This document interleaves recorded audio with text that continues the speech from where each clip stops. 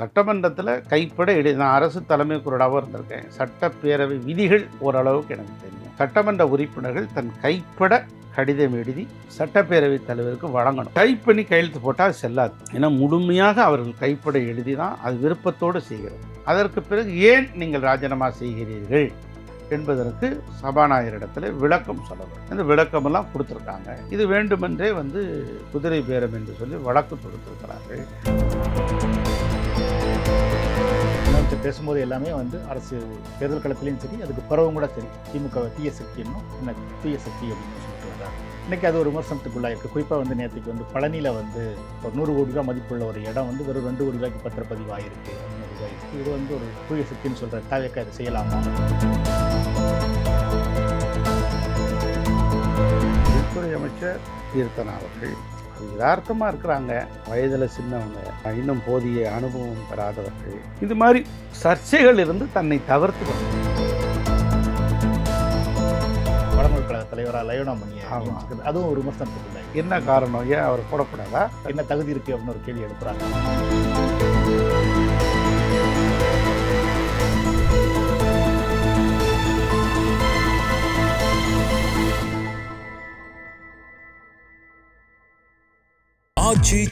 எந்த சமையலும் ருசி தேடும் ரகசியம் 20 ரூபாய். தமிழா பல்ஸ் பார்வையாளர்களுக்கு வணக்கம். முன்னாள் அமைச்சர் வல்கை செல்வன் அவர்கள் நம்முடன் இருக்கிறார். அவருடன் பேசலாம். வணக்கம் சார். வணக்கம். உங்களையுமே அழைச்சாங்கன்னு சொன்னீங்க. இவர் விஜயபாஸ்கர் அழைச்சதா சொன்னார், வைகோ சொன்னார். இதெல்லாம் வச்சு குதிரை பேரம் அப்படிங்கிற ஒரு விமர்சனத்துக்கு உள்ளாயிருக்கு. இல்லை அந்த இதெல்லாம் வச்சு இப்போ குதிரை பேரம் அப்படிங்கிற ஒரு விமர்சனத்துக்கு உள்ளாயிருக்கு. இப்போ இவர் நீங்கள் சொன்ன மாதிரி எடப்பாடி பழனிசாமியும் ஒரு களவாணின்னு விஜயை சொல்லியிருக்காரு. தவக்காவுக்கு ஆதரவு தெரிவிக்கிற கம்யூனிஸ்ட் கட்சி தலைவர் ஒரு வீரபாண்டியனும் கூட இது வட தமிழ்நாட்டில் தான் அந்த மாதிரி விஷயங்கள் இருக்குது. தமிழ்நாட்டில் முதல்ல இது வந்திருக்கு அப்படின்னு ஒரு விமர்சனத்தை வச்சிருக்கிறார். அதிமுக திமுக மட்டும் இல்லாமல் பாஜக, கிருஷ்ணசாமி உட்பட பலர் ஆளுநர்கிட்ட இது தொடர்பான புகார்களை. குதிரை பேரம் தவறு. ஆனால் இயல்பாக விருப்பப்பட்டு வருகிறவர்களை வேண்டாம் என்று எந்த இயக்கமும் சொல்லாது. எந்த இயக்கம் சொல்லும், நாங்கள் ராஜினாமா செய்துவிட்டு உங்கள் தலைமையை ஏற்கிறோம் என்று சொன்னால் வாருங்கள் என்று வரவேற்பு தான் ஒவ்வொருடைய தலைமை பண்பு, தாய்மை பண்பு. ஆக விரும்பி வருகிறவர்களை வேண்டாம் என்று அழைப்பதில்லை. சட்டமன்ற உறுப்பினர்களை நீங்கள் ராஜினாமா செய்துவிட்டு வாருங்கள் என்று அழுத்தம் கொடுத்தால் தவறு. அது குதிரை பேரம். குதிரை பேரத்தை வைத்து கொண்டு ஒருபோதும் ஆட்சி அதிகாரத்தை தக்க வைக்காது தமிழக வெற்றிக் கழகம். தமிழக வெற்றிக் கழகத்தினுடைய தலைவர் மிக தெளிவாக சொல்லிவிட்டார். ஆட்சியிலே எப்படி ஒரு தூய்மை இருக்கிறதோ அதை போல ஆட்சியை தக்க வைப்பதிலும் ஒரு தூய்மை இருக்க வேண்டும் என்கிற அடிப்படையில் தான் செயல்பட்டு கொண்டிருக்கிறார். இன்றைய நேரத்தில் இன்னொரு தேர்தல் வரக்கூடாது என்கிற அடிப்படையில் தான் இயங்கி கொண்டிருக்கிறோம். அப்படியே தேர்தல் வந்தால் கூட அறுதி பெரும்பான்மை பெற்று மகத்தான வெற்றியை மீண்டும் திரு விஜய் அவர்களுக்குத்தான் வழங்குவார்கள். போக போக நீங்கள் இடைத்தேர்தல் போகிறது, உள்ளாட்சி தேர்தல் வரப்போகிறது, நாடாளுமன்ற தேர்தல் வரப்போகிறது. அந்த நம்பிக்கையை நீங்கள் பார்க்க போகிறீர்கள். பெண்கள் மனதில் ஆழமாக பதிந்திருக்கிறார் திரு விஜய் அவர்கள். அதாவது ஒவ்வொரு வீட்டிலும் பெண்கள் ஆதரவு அவருக்கு இருக்கிறது. அதாவது கட்சி கேடர் என்று சொன்னால் ஒவ்வொரு கேடர்களும் அவரவர்கள் வேலைக்கு சென்று விட்டார்கள். அமெரிக்காவிலே ஒவ்வொரு கட்சி, ஜனநாயக கட்சி, மக்கள் கட்சி என்ற 2 கட்சிகள் தான். அந்த 2 கட்சிகளிலும் தேர்தல் வந்துவிட்டால் வருவார்கள். 6 மாதத்துக்கு வேலை செய்வார்கள். தேர்தல் முடிந்து விட்ட பிறகு 6 மாதம் அது தேர்தல் முடிந்து விட்ட பிறகு அவர்கள் வேலைக்கு சென்று விடுவார்கள். மீண்டும் ஓராண்டு அந்த தேர்தல் வருவதற்கு 6 மாதமோ 1 வருடத்திற்குள்ளாக தான் அந்தந்த களப்பணியாற்றுவார்கள். அதை போல தமிழக வெற்றி கழகத்தினுடைய அருமை தம்பிமார்கள் எல்லாரும் பெரிய பெரிய பதவியில் இருக்காங்க. அவங்களுடைய ஆக்கப்பூர்வமான பணிகள் ஈடுபட்டு கொண்டிருக்கிறார்கள். தமிழக வெற்றி கழகத்திற்கு பொதுமக்கள் ஆதரவு இருக்கிறது. பொதுமக்கள் அவர்களாக விருப்பப்பட்டு வாக்களித்தார்கள். வேட்பாளர்கள் தமிழக வெற்றி கழகத்தின் வேட்பாளர்கள் இன்று சட்டமன்ற உறுப்பினர்கள், அமைச்சராக இருக்கிறார்கள். அந்த தொகுதியின் முழுமையாக வாக்கு கூட சேகரிக்க முடியவில்லை. அப்படி ஒரு சூழலில் நேர நெருக்கடி, பணமும் செலவு செய்ய முடியாத ஒரு சூழல் இருந்தாலும் வெற்றி எப்படி கிடைத்தது? பொதுமக்களுடைய ஆதரவு. திராவிட இயக்க தலைவர்கள் தோற்றுப்போனார்கள் இந்த தேர்தலில். திராவிட இயக்க கொள்கைகள் தோற்றுப்போகவில்லை. திராவிட இயக்கத்தின் கொள்கைகள் தான் காப்பாற்றுகிற ஒரு தலைவராக திரு விஜய் அவர்களை பார்க்க தொடங்கிவிட்டார்கள் என்கிற ஒரு சூழ்நிலை தான். சட்டமன்றத்தில் கைப்பட நான் அரசு தலைமை குரலாகவும் இருந்திருக்கேன். சட்டப்பேரவை விதிகள் ஓரளவுக்கு எனக்கு தெரியும். சட்டமன்ற உறுப்பினர்கள் தன் கைப்பட கடிதம் எழுதி சட்டப்பேரவை தலைவருக்கு வழங்கணும். டைப் பண்ணி கையெழுத்து போட்டால் செல்லாது. ஏன்னா முழுமையாக அவர்கள் கைப்பட எழுதி தான் அது விருப்பத்தோடு செய்கிறது. அதற்கு பிறகு ஏன் நீங்கள் ராஜினாமா செய்கிறீர்கள் என்பதற்கு சபாநாயகரிடத்தில் விளக்கம் சொல்ல வேண்டும். இந்த விளக்கமெல்லாம் கொடுத்துருக்காங்க. இது வேண்டுமென்றே குதிரை பேரம் என்று சொல்லி வழக்கு தொடுத்திருக்கிறார்கள். அதில் ஸ்டே கொடுத்துருக்குறாங்க. கவர்மெண்ட் தரப்பில் இருந்தும் சுப்ரீம் கோர்ட்டுக்கு போகிறதுக்கான பணிகள் நடைபெற்று கொண்டிருக்கிறது. அப்போ சுப்ரீம் கோர்ட்டினுடைய தீர்ப்பு இறுதியானது. எந்த மக்களால் தேர்ந்தெடுக்கப்பட்ட சட்டமன்ற உறுப்பினரை நீங்கள் ராஜினாமா செய்யக்கூடாது என்று யாரும் நிர்பந்திக்க முடியாது. இது அவருடைய சொந்த விருப்பம். அப்படி இருக்கிற போது அந்த விருப்பத்தை ஏற்றுக்கொள்ள வேண்டியதுதான் இந்திய அரசியலமைப்பு சட்டம் அதற்குத்தான் வழிவகை செய்யும். ஆக இதில் எந்த விதமான குதிரை பேரம் இல்லை. மொத்தமாக 20 பேரை 30 பேரை இழுத்து ஆட்சியை அமைத்திருந்தால் பரவாயில்லை. அவர்களுக்கு அறுதி பெரும்பான்மை கிடைத்து விட்டது. அறுதி பெரும்பான்மை அவர்களுக்கு 107 இடங்களை வைத்திருந்தார்கள். ஒரு இடம் வாக்களிக்க முடியாத ஒரு சட்டமன்ற உறுப்பினர், திருப்பத்தூர் சட்டமன்ற உறுப்பினர், 106 இடங்கள். 106 இடங்களை நீங்கள் வைத்தால் இந்திய கம்யூனிஸ்ட் கட்சி 4 இடங்கள், காங்கிரஸ் கட்சி 5 இடங்கள், விடுதலை சிறுத்தைகள் 2 இடங்கள் மற்றும் இருக்கக்கூடிய கட்சிகள்லாம் அவருக்கு ஆதரவு தெரிவித்த போது அவர் அப்போதே வெற்றி பெற்று விட்டார். ஏன்னா வழக்கறிஞருங்கிற முறையில் எனக்கு நல்லா தெரியும். இது குதிரை பேரம் அல்ல. குதிரை பேரம் என்பது ஆணித்தரமாக ஒருவருக்கொருவர் பேசி அவர்கள் அழுத்தம் கொடுத்து பணம் பரிவர்த்தனை நடைபெற்றிருக்கிறது என்பதற்குரிய ஆதாரங்களை சாட்சியாக வைத்து செய்திருக்க வேண்டும். ஆதாரம் இருந்தால் அதிலிருந்து யாரும் தப்பிக்க முடியாது. அதுதான் முக்கியம். விருப்பப்பட்டு ராஜினாமா செய்து விட்டதற்கு பிறகு அவர்கள் மீண்டும் அந்த கட்சி அவர்களுக்கு வாய்ப்பு வழங்குகிற போது வெற்றி மக்கள் தான் தீர்மானிக்கிறார்கள். மக்களிடத்தில் போய் இதை செய்யக்கூடாது என்று யாரும் அழுத்தம் கொடுத்த முடியாது. திமுகவும் பணம் கொடுத்தாங்க, அண்ணா திமுகவும் பணம் கொடுத்தாங்க, எதுவுமே கொடுக்காத தாவேக்கா வெற்றி பெறுதே. அப்போ மக்கள் என்ன தீர்மானித்திருக்கிறார்கள்? மேகதாது பிரச்சனையும் ஒரு பேசு பொருளாக இருக்கு. நீங்கள் முதலமைச்சரை பார்த்தபோது கூட மேகதாது பற்றி கேட்டார்னு சொல்லியிருந்தீங்க. என்ன கேட்டார்? நான் தினமணி கட்டுரையிலே எழுதியிருக்கேன். மேகதாதுக்கு 2 விதமான கருத்துக்கள் இருக்கிறது. பொதுப்பணித்துறை அமைச்சர் திரு ஆதவ் அர்ஜுனா கூட சொன்னார், நடுவர் மன்றம் அமைப்பதன் மூலமாக அது காலதாமதமாக ஆக்கலாம். மேகதாது அணை பிரச்சனையை ஒரு ஸ்டே ஏற்படுத்தலாம், தடை ஏற்படுத்தலாம். அந்த அணை கட்டுவதற்கு நடவடிக்கை எடுக்க மாட்டார்கள். விவசாய சங்கங்கள் என்ன சொல்லுகிறது என்று சொன்னால், மேகதா பிரச்சனை 2 பக்கம். காவிரியிலே 177.25% தண்ணீர் நமக்கு தருகிறார். டிஎம்சி நமக்கு கிடைக்கிறது.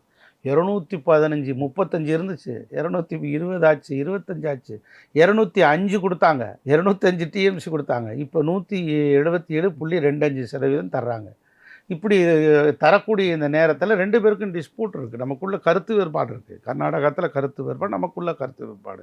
தண்ணீருடைய அளவு குறைந்து கொண்டு இருக்கிறது, எங்கள் நீர் பற்றாக்குறை இருக்கிறது. அப்படி நேரத்தில் நடுவர் மன்றம் என்று தமிழக அரசு எதிர்க்கட்சி தலைவர் திரு உதயநிதி அந்த இடத்திலே கேட்டுக்கொண்டார். அந்த இடத்திலே அதையும் சேர்த்து கொள்ளலாம் என்று தமிழக அரசு அறிவித்தது. இருந்த போதிலும் கூட அது உரிய முறையிலே தமிழக அரசு ஆராய்ந்து நடவடிக்கைகளை மேற்கொண்டு வருகிறது. 2 நாள் கூட்டத்துக்கு முன்பாக கூட திரு முதலமைச்சர் பேசினார், மேகதாது அணை பற்றி பேசினார். மிக தெளிவான பார்வையை இருக்கிறது. துறை சார்ந்த அறிஞர்கள் இருக்கிறார்கள், அந்த துறை செயலாளர் இருக்கிறார், அந்த அமைச்சர் பெருமக்கள் இருக்கிறார்கள். உரிய முறையிலே வழிகாட்டுவார்கள். நிச்சயமாக மேகதாது அணை ஒருபோதும் கட்டப்படாது. கட்டுவதற்கு ஒருபோதும் தமிழக அரசு அனுமதிக்காது. அதில் தமிழகத்தின் பக்கம் நின்று வென்று காட்டுவார் முதலமைச்சர் விஜய் அவர். அதில் இன்றைக்கி எடப்பாடி கூட சொல்லியிருக்காரு, அது புதிய நடுவர்மன்றம் அமைக்கிறது தவறு அப்படின்னு சொல்கிறாரு. விவசாயிகள் சங்கங்களும் அதை கோரிக்கை தான் வைக்கிறாங்க, புதிய நடுவர்மன்றத்துக்கு நம்ம போகக்கூடாது, காலதாமதப்படுத்தும் அப்படின்னு சொல்லி நீங்கள் எப்படி பார்க்குறீங்க? இப்போ நீங்கள் பேசுனதப்ப விஜய் என்ன சொன்னார்? இல்லை, அது பல்வேறு கருத்துக்கள் இருக்கிறது. சட்டமன்றத்தில் இதை நடுவர் மன்றம் அறிவித்து விட்டது. தமிழக வெற்றி கழகம், நம்முடைய அரசாங்கம் அறிவித்து விட்டது. இதனுடைய ஆழமான பார்வை இனி அடுத்த கட்டமாக ஒரு ஆலோசனை கூட்டம் வைத்து இப்போ நமக்கு ரிவ்யூ மீட்டிங் நடக்குது. அது என்ன செய்யலாம் என்பதை ஆராய்ந்து அதில் இருந்தால் கூட ஒரு மாற்றத்திற்கு வழிவகுக்கலாம். முதலமைச்சர் பேசும்போது எல்லாமே அரசு தேர்தல் களத்திலையும் சரி, அதுக்கு பிறகும் கூட சரி, திமுக தீய சக்தின்னும் தன்னை தூய சக்தி அப்படின்னு சொல்லிட்டு வர்றாரு. இன்றைக்கி அது ஒரு விமர்சனத்துக்குள்ளாக இருக்குது. குறிப்பாக நேற்றுக்கு பழனியில் ஒரு 100 கோடி ரூபா மதிப்புள்ள ஒரு இடம் வெறும் 2 கோடி ரூபாய்க்கு பத்திரப்பதிவு ஆகிருக்கு அப்படின்னு ஒரு இதாக இருக்குது. இது ஒரு தூய சக்தின்னு சொல்கிற தாவேக்கா இதை செய்யலாமா அப்படின்னு ஒரு விமர்சனங்களும் வந்திருக்கு. எப்படி பார்க்குறீங்க? இல்லை, அது வேண்டுமென்றே பரப்பப்படுகிற பொய் செய்தின்னு அந்த அமைச்சர் மறுத்திருக்காரு. அதை நம்ம பார்க்கணும். அது முழுமையாக தெரிஞ்சு நான் பேசுகிறேன். அது மாதிரி இப்போ விஜயபாஸ்கர் மாதிரி ஏற்கனவே ஊழல் குற்றச்சாட்டு இருக்கிறவங்க தவேக்காவுக்கு செய்கிறது இல்லை. திரு விஜயபாஸ்கர் அவர்களின் மீது ஊழல் குற்றச்சாட்டு சாட்டப்பட்டது. நிரூபிக்கப்பட்டதா? இல்லை. நிரூபிக்க வேண்டியது நீதிமன்றங்கள், உறுதி செய்ய வேண்டியது நீதிமன்றம், நீதி அரசர்கள். ஆக தீர்ப்புக்கு பிறகுதான் குற்றவாளி என்று அறிவித்து விட்டால் தண்டனிலிருந்து யாரும் தப்பிக்க முடியாது. அது நீதிமன்றங்கள் சொன்னதற்கு பிறகுதான் அது குறித்து நம்ம பேசணும். அது மாதிரி சில அமைச்சர்களோட செயல்பாடு சம்பந்தமாக விமர்சனம் வந்திருக்கு. குறிப்பாக வந்து நீங்கள் ஏற்கனவே பள்ளிக்கல்வித்துறை அமைச்சராக இருந்ததுனால அதன் அடிப்படையில் கேட்குறேன். வந்து இப்போ தொழில்துறை அமைச்சராக இருக்கிற கீர்த்தனா வந்து ஒரு பள்ளியில் போய் வந்து ஆய்வு செய்தது விமர்சனத்துக்கு உள்ளாச்சு. வந்து எப்படி பார்க்குறீங்க? வந்து இல்லை, அதாவது வந்து தொழில்துறை அமைச்சர் கீர்த்தனா அவர்கள் தொடர்ந்து அவர் மீது அவதூறு பரப்பப்பட்டு கொண்டே இருக்கிறது.